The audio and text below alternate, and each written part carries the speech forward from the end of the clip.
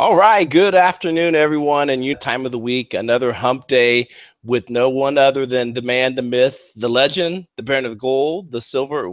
What is that? What else does he say, Bix? Help me out here.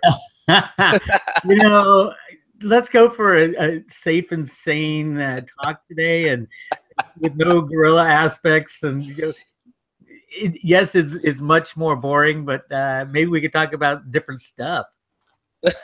Absolutely, absolutely.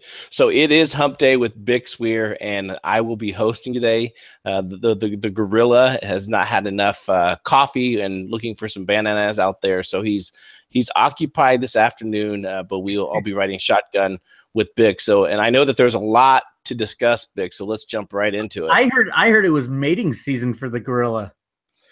It could be. I think I read that as well. So we'll see what comes about that. All right, let's do it. Yeah. So what is on your radar? Oh man, crypto city, crypto. Obviously a lot of talk, a lot of action, a lot of the crypto deniers are out putting out posts and videos that it's a bubble, and then Bitcoin will drop or Ethereum will drop like 10 or 20%, and they're all saying I told you so.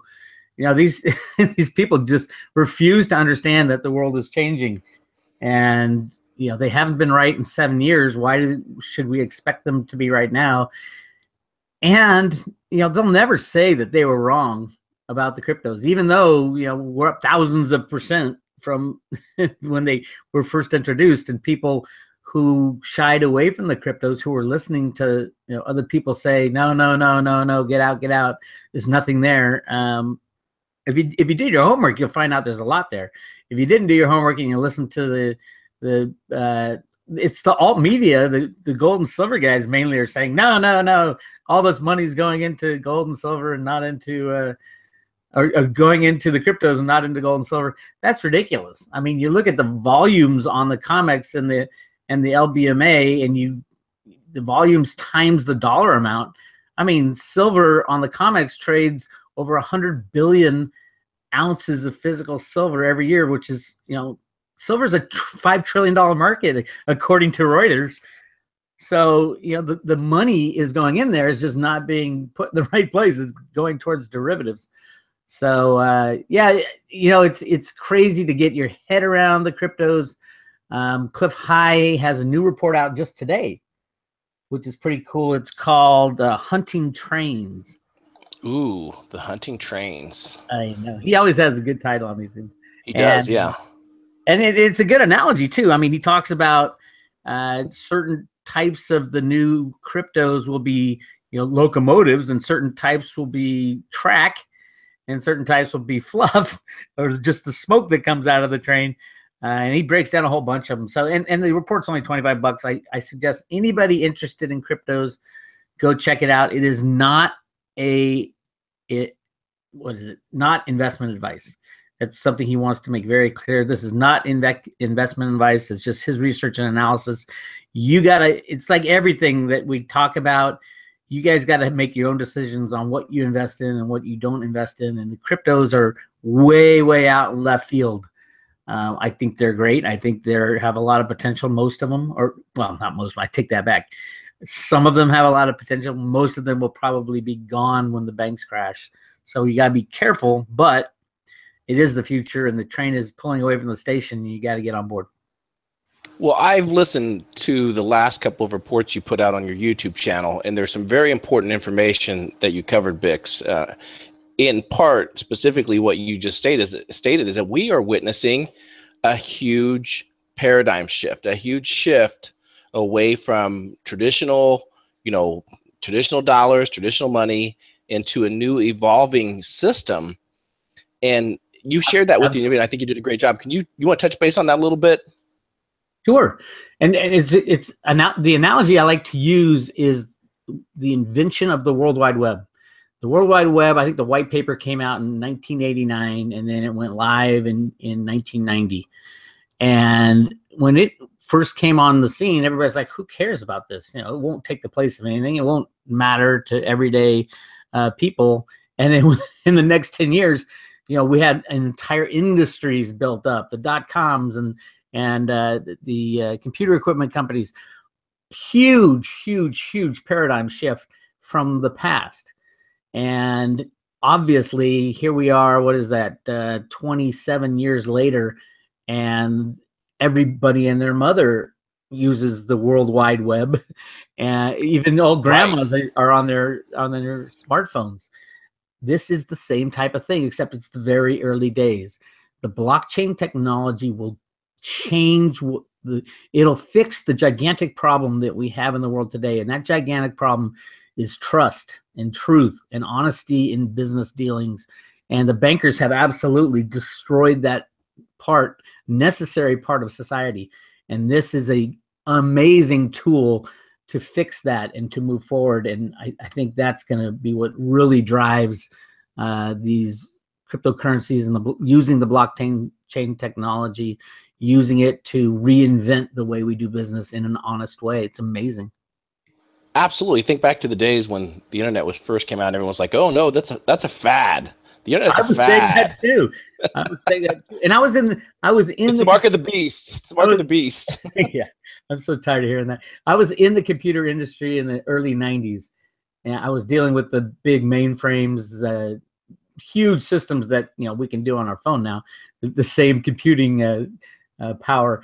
But I was saying, no, this isn't going to change anything. It's just, everybody's making a little money while they can. And I was so wrong. And so I look back at that time, and every time I get afraid of this cryptocurrency stuff and think, well, how will this blockchain technology be implemented? All it takes is some research, and Cliff's reports are great because it gives you an idea of how many new companies are coming on board. Some of them are nothing. I think he calls them fluffers, or not fluffers, something like that, flutters. And the companies that he doesn't like are called, or he thinks will just go away. I'm going to look at it. It's a flutterer is a company that probably won't make it, but a punt is what you do with these cryptocurrencies that are built on nothing, basically, and don't have the right type of kind of startup requirements. And Cliff does a great job of breaking down what kind of company will succeed in this space and what kind of company will struggle. So yeah, I mean, for $25, you can save. You go out for lunch, or you can buy Cliff's report and change your life for the next 20 years. Oh yeah, Cliff's work is absolutely awesome, and it's Half Past Human, right? Is that his? Yeah, his website. Halfpasthuman.com, and this report is called Hunting Trains. This is, I think, the fourth report. Yeah, fourth report in his Bare Naked Wealth series, which he's put out because he knew the insanity would come this summer with the cryptocurrencies. All his data was pointing to that, so he's trying to help guide us through this insanity. And boy, is it ever insane with all these ICOs, initial coin offerings. Yeah. Hey, real quick before you jump into the ICOs, because I read through the comments as well, and I know you mentioned it as well, that a lot of folks with this, oh, we're tired of hearing about cryptocurrency. We're tired of hearing about blockchain. What about gold and silver? And you made a very valid point in terms of what people are holding post dollar collapse, post dollar loses the world reserve currency status. Can you talk briefly about that? Because I think that was an important message, Bix, for people to hear. Well, my gold and silver friends, they shouldn't be so angry at the cryptos. They're both fighting the same fight to take out the bad guys, to take out the criminal action. Now, the criminal action in gold and silver is price suppression. It's expressed through the futures and derivatives and commodity and computer rigged derivative market of the COMEX and the LBMA. And in the cryptos, they're fighting the same thing. They're trying to get the corruption out of the system. So as the cryptocurrencies increase in value, you're going to see a lot of that money come flowing into gold and silver, especially physical silver, because these people who are investing in the cryptocurrencies are knowledgeable about the changing paradigm, the changing of the guard. This cryptocurrency stuff completely goes around the centralized form of control that we currently live in. And, you know, even if a little bit of the money in the cryptos starts leaking into physical silver, you're going to see huge changes in that physical silver market. And I'm telling everybody that, you know, when you double your investment in the cryptos, take 10 or 20% of that and go buy physical silver.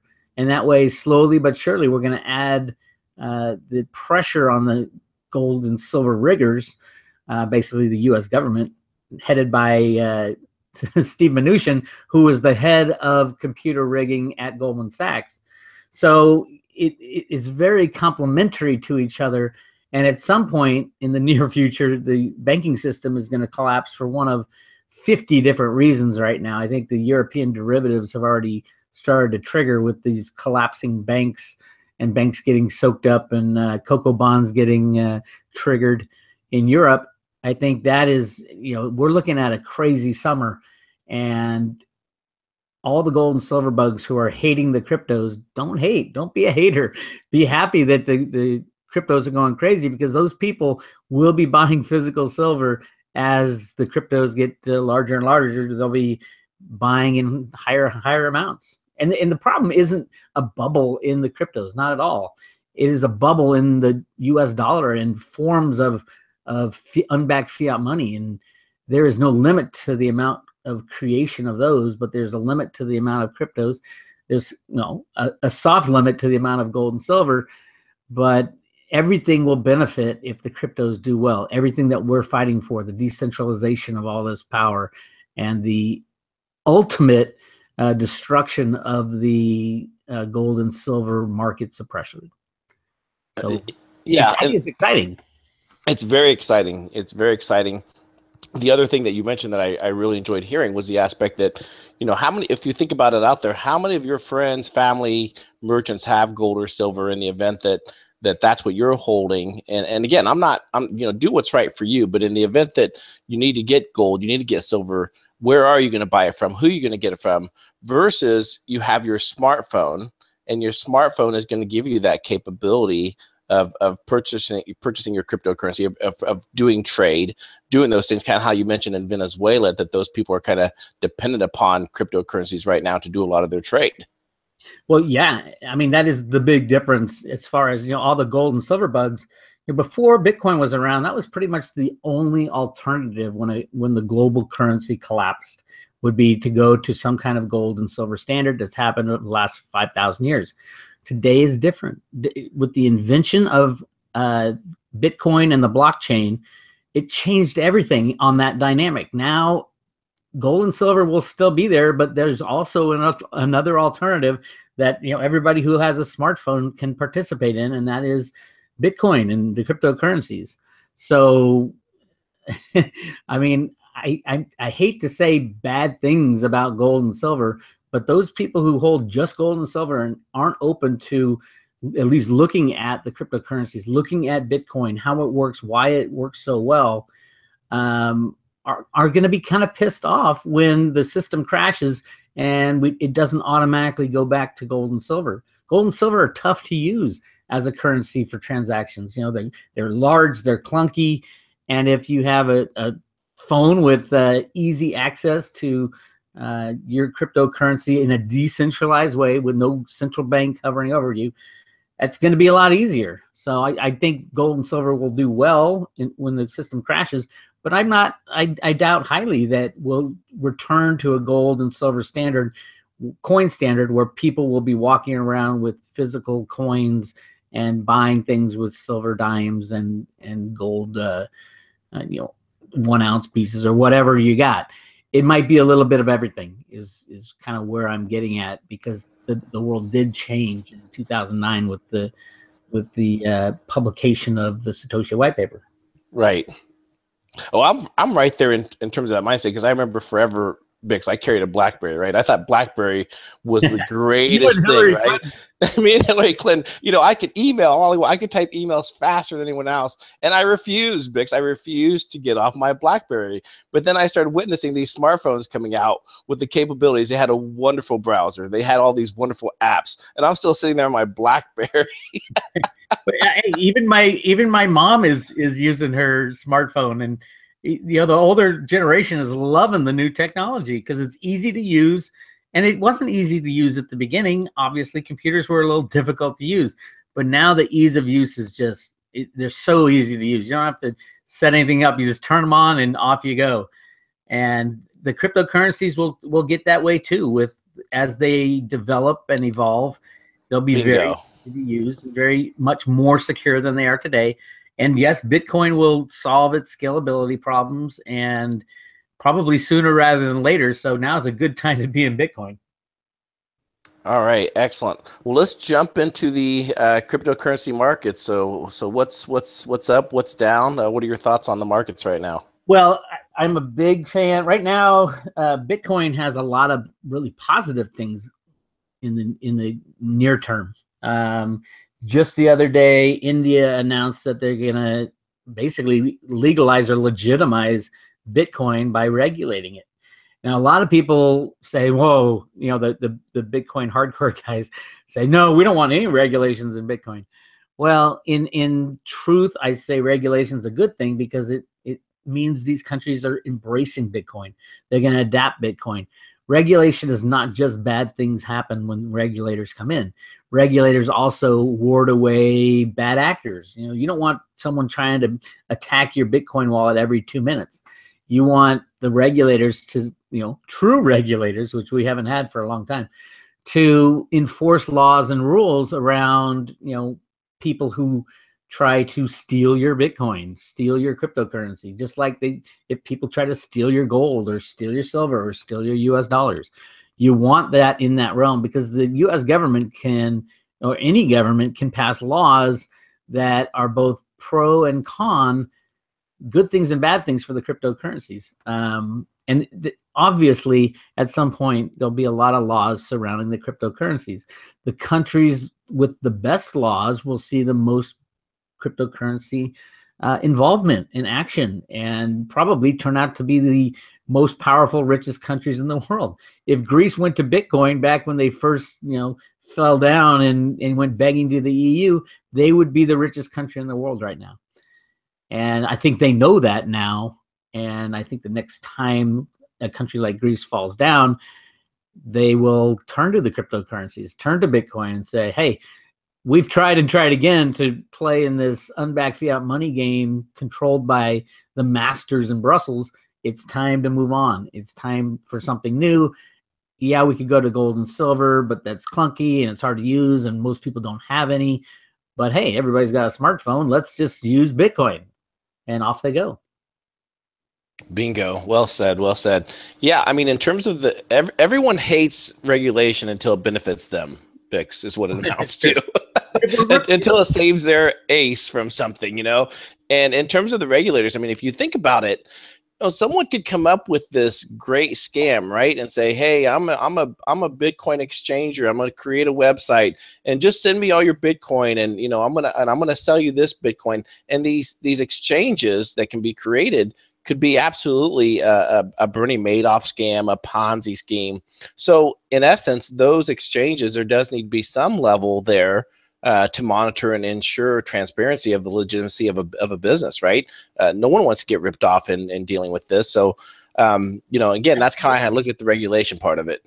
Yeah, absolutely. And there are tons of Bitcoin scams out there already. And you notice how these new ICOs, the initial coin offerings, they're not even allowed in the United States because I mean, a lot of them are just shady. I mean, beyond shady. And even if the company's good, a lot of the big money hedge funds and Goldman Sachs types are in there, you know, knee deep in this stuff, circumventing US law by not doing the ICO with IP addresses in the United States. And this is going on right now. There's two very large ICOs happening right now. One is Status and the other one's Civic. and they were anticipated. I don't think either of them are legal in the United States because they don't comply with FATCA rules and regulations, any regulations practically. ICOs are a way for a company that has invented a cryptocurrency to raise money by selling coins instead of shares of stock. It's kind of like a pre-sale of shares to insiders type of thing. But it's the manipulation that goes on is just stunning and shocking because there is very little regulation around this stuff. So this is a warning to everybody out there. But you can also hit a home run with these things too. But most of these cryptocurrencies, unless you really understand them, I would stay away from them. Stick to the big ones. Stick to Bitcoin and Ethereum, and let the the more crazy money, like the Goldman Sachses of the world, play with their big gains. Because if you have a lot of money, and they call them whales, if you have a lot of money and the computer expertise and power, and there's not many laws and rules around just taking full command of these ICOs, and it's sad. And the companies are trying to get the coin spread out to more people by working all these angles. But at the end of the day, a lot of this stuff is anonymous. So who's to say if Goldman Sachs has 5,000 different Bitcoin wallets that they bid on? You can't tell if it's spread out or it's centralized. So it's kind of crazy out there in the ICO world. But the Bitcoin world is looking good, and the Ethereum world is looking much better. Although there's a lot of slowdown right now, supposedly. These ICOs will say, "Oh, it's Ethereum's fault that things are going so slow; it just can't handle the volume."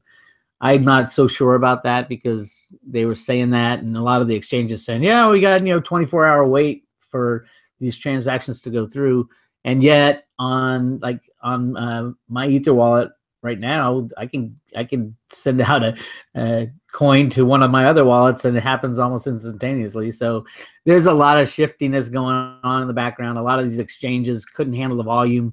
They say. I would say no, it's more like they're trying to balance their book. They're picking up cheap coins where they can, and they'll put everything on kind of hold until all the hoopla runs down, and then they're sitting pretty. So a lot of shiftiness and craziness going on in the background. Yeah, I agree. The ICOs, definitely risk, if not high risk in terms of because you have to remember those values could easily go to zero on those ICOs. Depending upon their initial offering of their set price. Bix, do you have a favorite website or someone that you like to go to in terms of where the cryptos are currently performing, trends, and all that kind of good stuff that our listeners can follow or learn about? Not really. I mean, when I want to see just like the prices of all the cryptocurrencies, and right now, I go to this website called CoinMarketCap.com.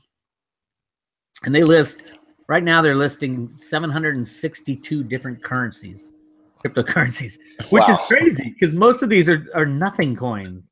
I mean, I could put out a Bix coin today and probably get a few $1 million worth of trades on it, and it'll be nothing. That's the crazy thing.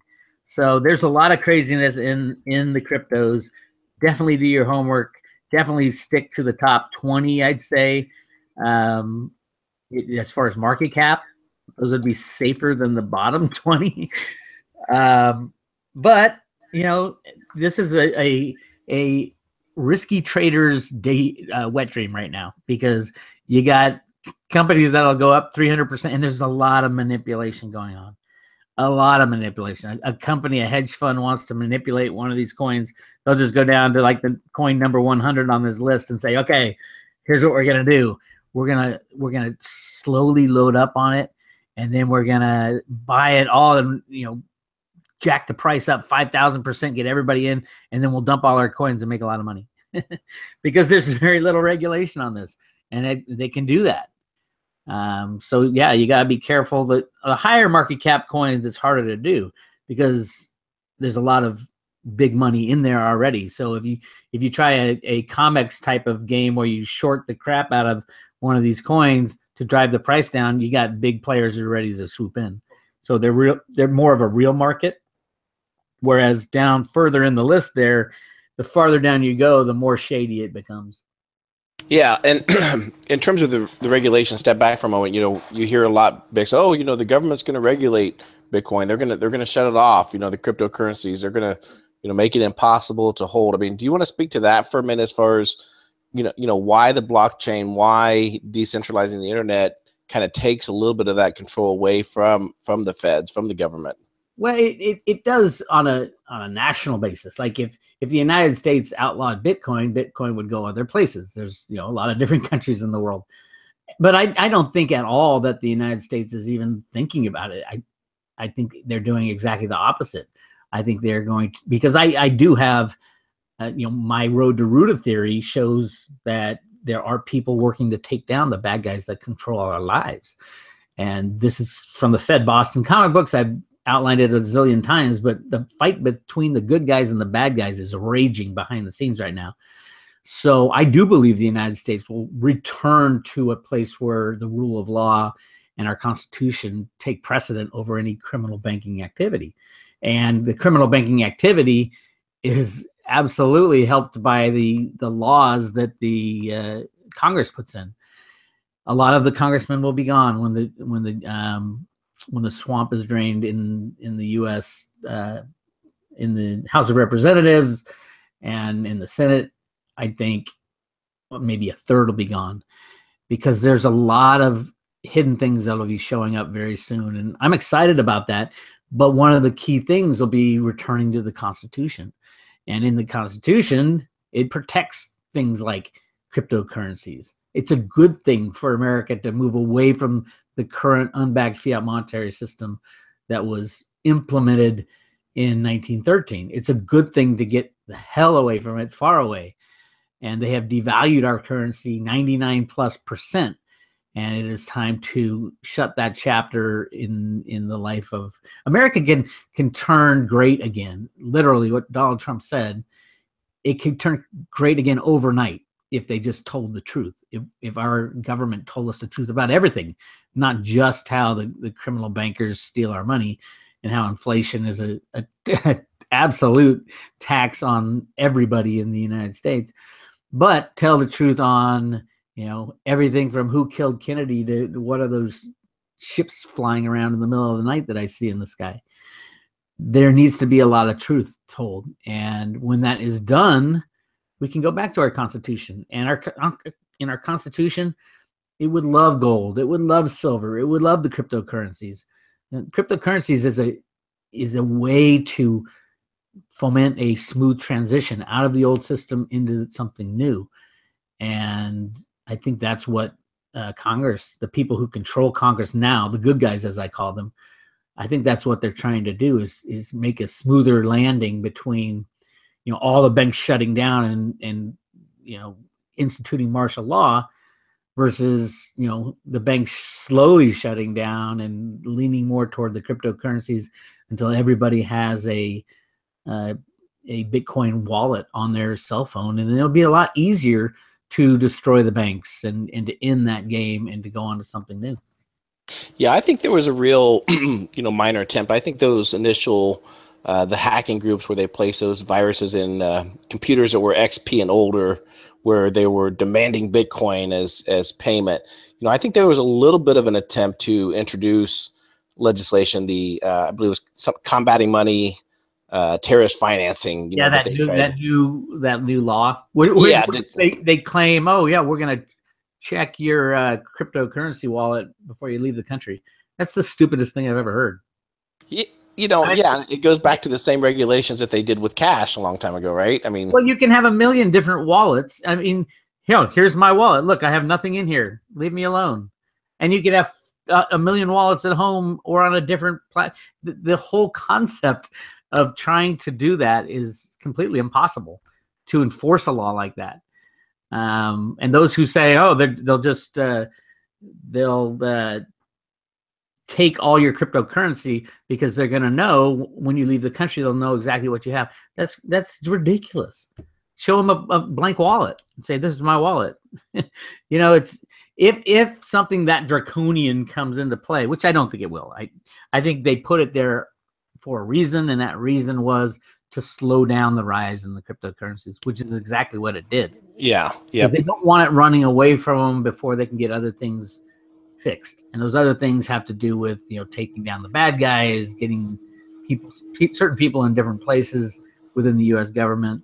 And I think it's a waste of time, because I think a total destruction of the monetary system has to happen to get the illicit funds out of the hands of the bad guys. And they own most of that. So we'll see. Absolutely. Well, let's jump to North Korea. What's going on with North Korea? What are your thoughts there? I don't know. Truthfully, there's that ship, that naval, what was it, a destroyer, the U.S. ship that supposedly ran into another ship and all those sailors died. Yes, the USS. I can't remember what the name of it. Yeah, so a freight an ocean freightliner was carrying cargo, and apparently Fitzgerald. It's the Fitzgerald, right? Fitzgerald, yes, the Fitzgerald, yes. They're claiming that was an accident. I thought perhaps maybe it was a setup. Maybe that was a false flag event that they were trying to utilize to usher something in. Yeah, it is clearly something other than what they're saying. And, was it a missile from North Korea? Possibly. Would the U.S., because all of a sudden there's a lot of action in North Korea. North Korea is saying now that they're talking about de-escalating. I read that this morning on Zero Hedge, that North Korea is now saying that they're not going to run any more tests, or they might not run any more tests on their missiles. I think something happened, and most likely Trump told them, "This is it. We're going to blow the crap out of you. You will end as a nation unless you change." And I would assume, now this is conspiracy talk, if North Korea fired a missile or did something to blow up that U.S. ship, rammed a boat into it, that U.S. aircraft carrier, whatever it was, that Trump would not take that lightly. And things would change as far as, you can't tell the world that North Korea managed to blow up a U.S. naval ship. But you can say, oh, it was an accident and a random freightliner rammed into the ship, which is impossible to do, by the way, on both sides, from the freightliner point of view and the U.S. Military ship. It can't happen. Yeah. You're exactly right. And if you look at the timing of when that happened this past weekend, leading right into was it Otto Warmbier, the American imprisoned student that was released, and the entire media was like, everyone's feeding, all social feeds, oh, this poor student was returned in a coma and he died, and America cannot accept. So I truly believe that they were trying to, the deep state is so desperate for some type of escalation, whether it's in Syria or North Korea. It's kind of like they're right now throwing everything at the wall, Bix, and hoping something sticks. It could be, and North Korea is kind of the last stronghold of the deep state as far as the bad guys. And I've heard it's the Bush clan and the Rothschilds that control North Korea. But I mean, clearly the U.S. vessel, it's not the story. It's not the correct story. They weren't run into by a commercial ship. It can't happen. It's right. There's GPS. There's warning signals. There's everything that it won't even. It's just ridiculous to even claim that. Yeah. Well, and again, I think you're absolutely right. There is no appetite for escalation in North Korea. I mean, hell, the South Koreans don't even want the U.S. in the peninsula anymore. They want us out. They were rejecting the THAAD missile system. There's no appetite on the South Korean side for an escalation with North Korea. I think China's influence, perhaps the Trump administration influence, said, listen, there isn't going to be a war, North and South war. That's not going to happen. I think that they're putting plans in place for possibly unifying North and South Korea in the future. It's possible. I mean, I think anything's possible, but I think what's really going on is the stuff behind the scenes, the stuff that we're not going to hear about, and that's the battle between the good guys and the bad guys. And then it'll play out in North Korea where, all of a sudden peace is declared or whatever if the good guys win. Well, yeah, and that ship that supposedly rammed into what was it, the USS Fitzgerald, right? Yeah. Apparently, its docking information where it came from was out of the Philippines, I believe, which is very interesting, Bix, because that brings about the recent events, what occurred with Duterte and his disagreement with the United States, that they were starting there to pivot, to reject some of the United States things that were occurring there in the Philippines, and then boom, all of a sudden ISIS shows up in the Philippines, and Duterte had to squash that, rejected U.S. assistance from them, and then all of a sudden this freight thing crashed into there. So yeah, who knows what happened, but hopefully we'll find out the truth. I haven't seen any pictures of the vessel that ran into the. I've seen the U.S. ship pictures. It looks just crunched. I haven't seen any pictures of the other ship. It didn't have much damage to it. I'll send you a link later on, but it didn't have a whole lot of damage. This thing was massive. The amount of weight that it was carrying was like 3 or 4 times the weight. A container ship, yeah. It was like 3 or 4 times the weight of the U.S. battleship. There was, and the damage that it caused. This thing is, they don't even know if they'll be able to repair it. It's going to be out of commission for at least a year. But you're right. Apparently, this cargo ship apparently had turned off its beacon and turned off its lights, its running lights, everything else. It occurred at 2 a.m. So either from the American side, either this was complete incompetence of, and we hope that's not the case, that somebody wasn't looking at radar to say, hey, by the way, there's something that's like massive that's coming right at us, right? This thing was not an accident. No, it couldn't be an accident. So yeah, is it a terrorist attack? Is it North Korea? Is it who knows?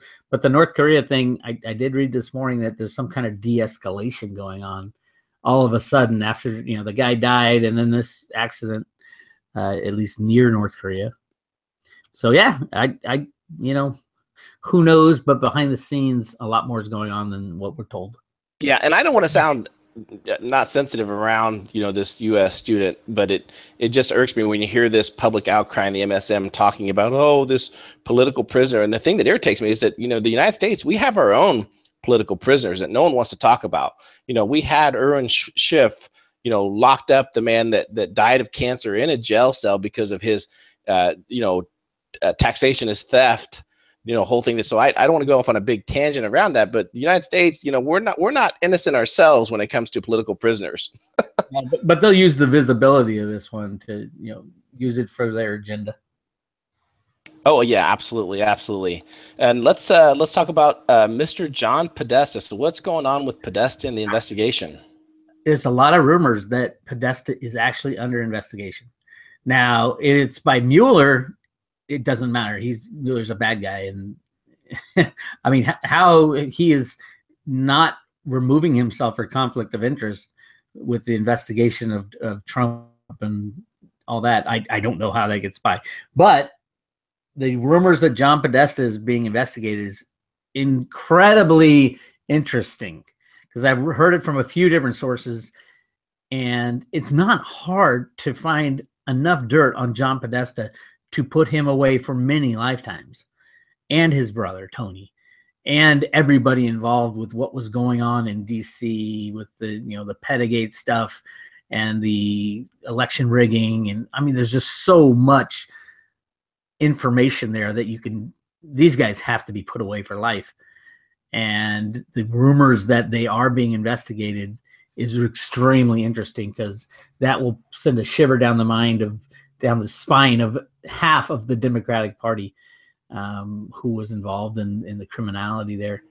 I love it. I think if it is announced that It is being investigated, and there is a real investigator, a real.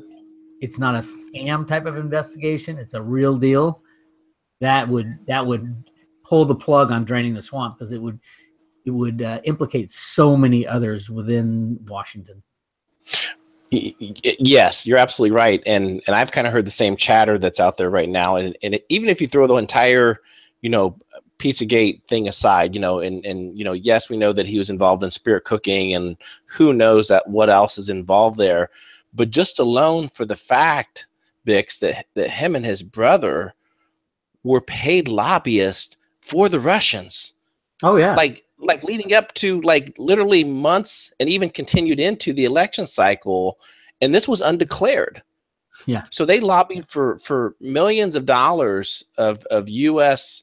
money of Russian interest, which is just in complete violation of about every election law.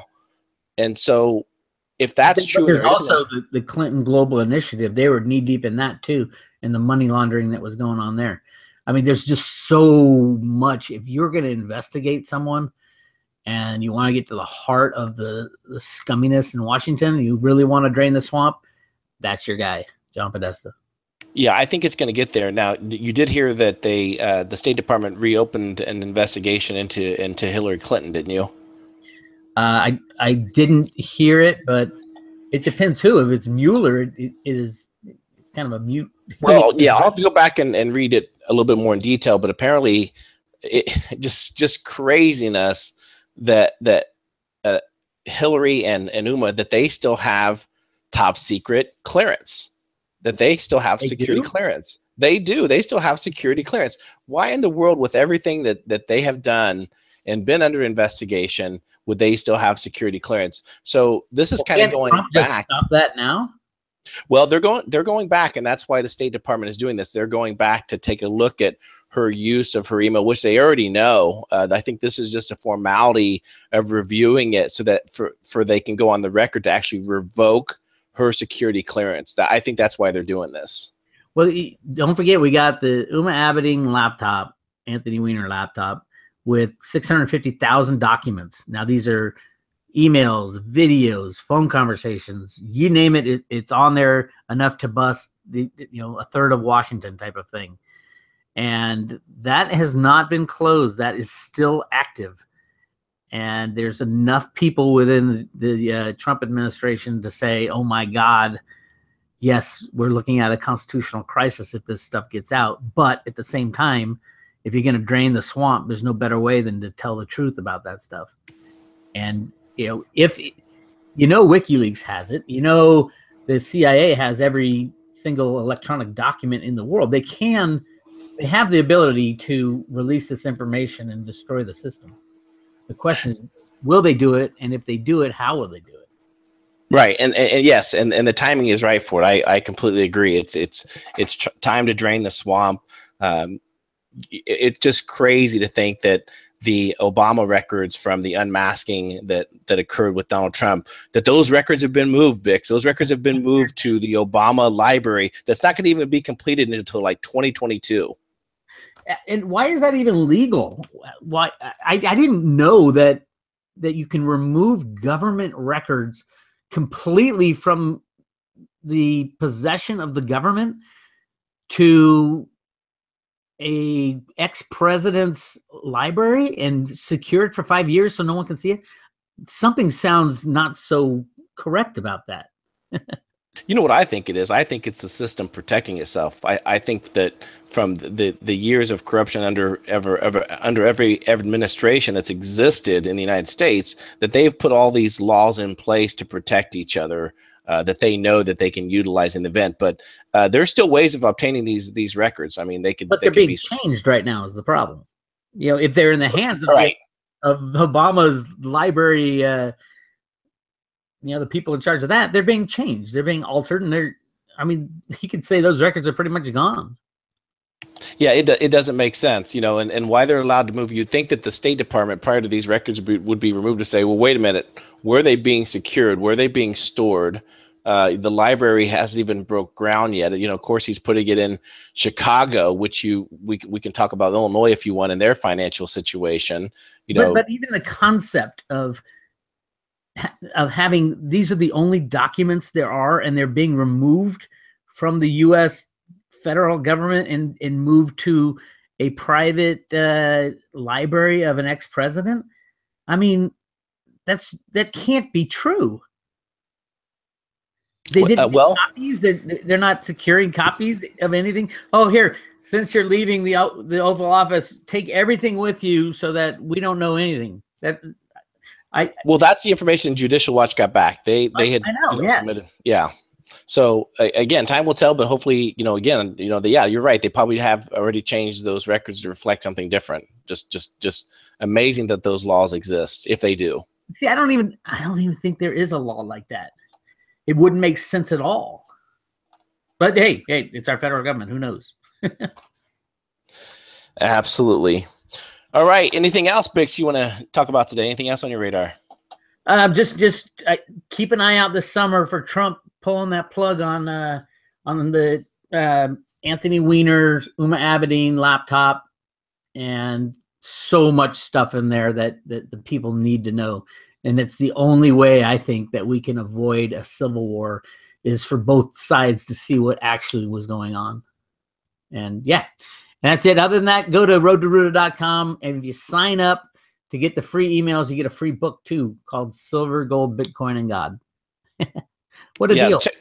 Yeah, absolutely. Yeah, check it out. And then also make sure you visit roguemoney.net. Again, there's some great articles that are up there today. Follow us on Twitter. Been active on our Steemit account, so check out our Steemit account as well.